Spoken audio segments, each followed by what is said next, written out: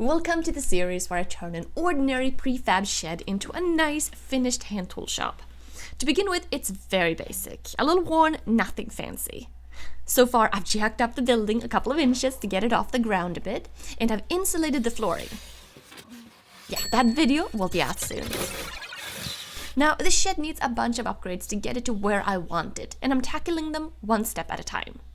Perhaps you have a similar shed sitting in your backyard that would make a great shop or office, and if I can do it, you can too. Today I'm tackling a porch.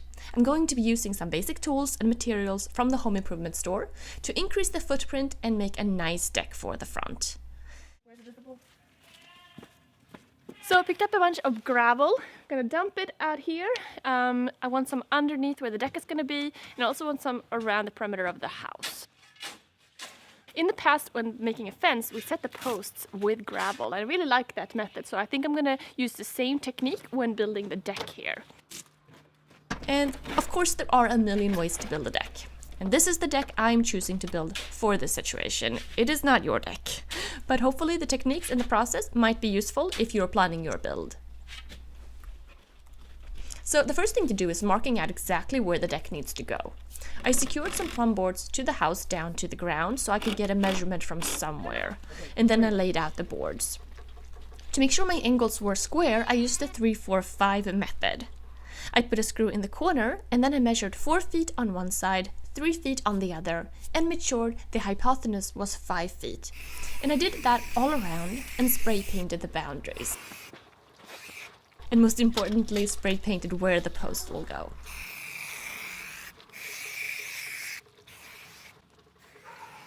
Now, I was ready to start digging the holes, but before that I wanted to clean up and sharpen my tools.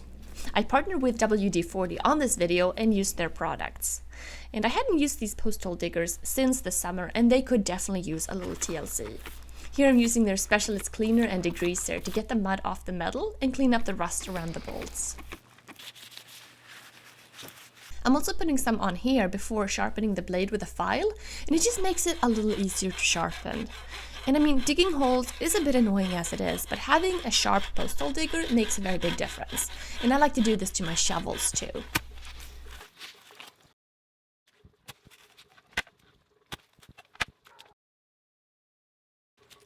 So I went down about 21 inches. I first added a couple of inches of gravel and then packed it down.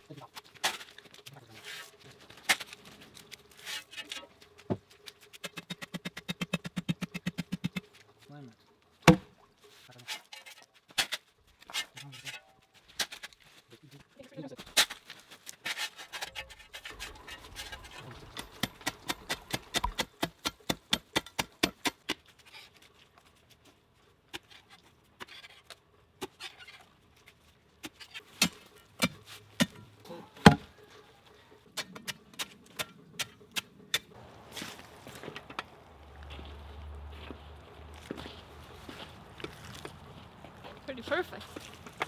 So I got my 2 posts in, and next up is going to be attaching the ledger board to the house that the joists are going to be attached to. Whenever I finish work for the day, I like to first rinse all the mud off the tool and then spray with WD-40 to prevent rust, so they're all ready to use again.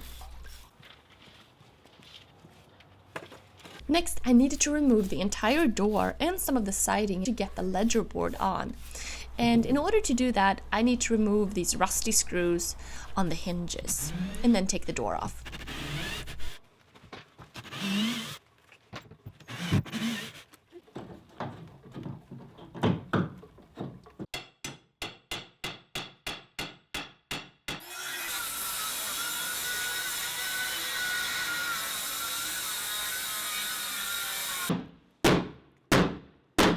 Got the door and part of the siding off now, so I'm gonna replace all this the siding on the side anyway. Gonna reframe it for a different door and a window, but now it's open here so that I can put on the ledger board. Got some of this molding off though, and it was just a particle board. It was like just crumbling into nothingness, but as you can see right in here because there's nothing on the other side. So So now we're finally getting to the point of actually building the deck. Because like always, when you start a new project, prep work is a major part of it. And if you do a good job getting everything prepared, the result will be a lot better. Now, I'm not using that many tools for this build. In fact, let's go over them real quick. So, the checklist. You need post hole diggers, tamper, shovel, measuring tape, a drill, speed square, ratcheting set, circular saw, hammer, and a jigsaw. I believe that's it. Oh, and a level. Perhaps the most important tool of them all. You definitely need a level.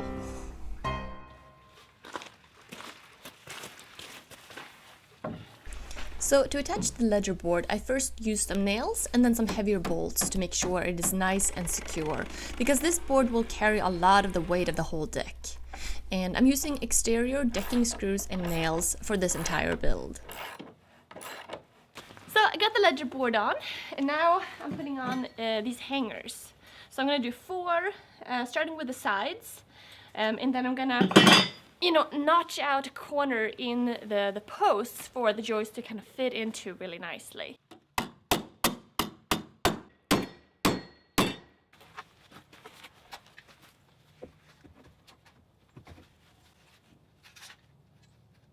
So confirming that this side is level and this side is level before securing everything permanently.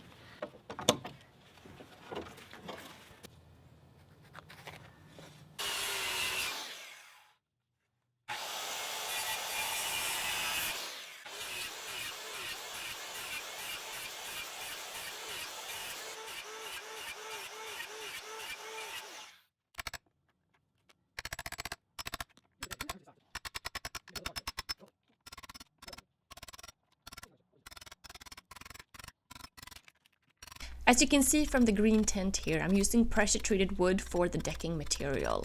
And if I still lived in Oregon, I would have probably used cedar posts and boards. However, I couldn't even find cedar posts here in Virginia, so pressure treated wood it is.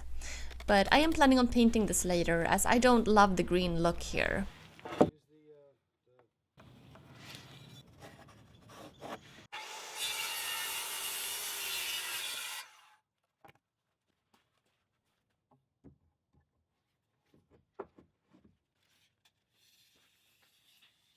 Now this distance here turned out to be almost 10 feet exactly, which was perfect, and it turned out nice and level.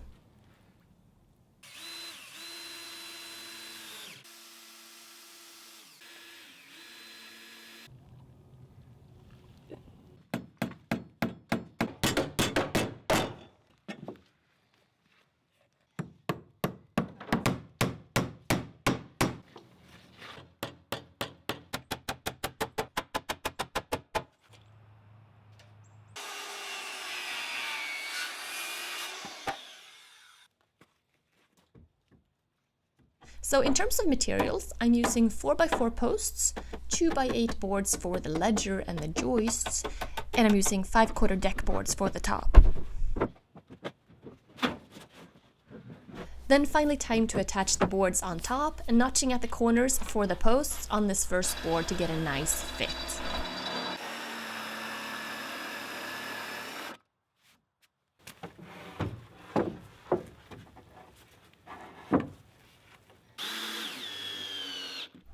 And I'm securing these boards on top with exterior screws going down the line on each board, getting them into the joists underneath.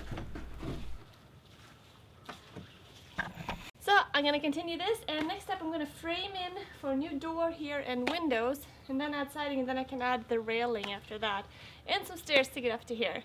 Let me know if you have any questions, anything I wasn't clear about in the video, and I'll see you guys soon. Bye.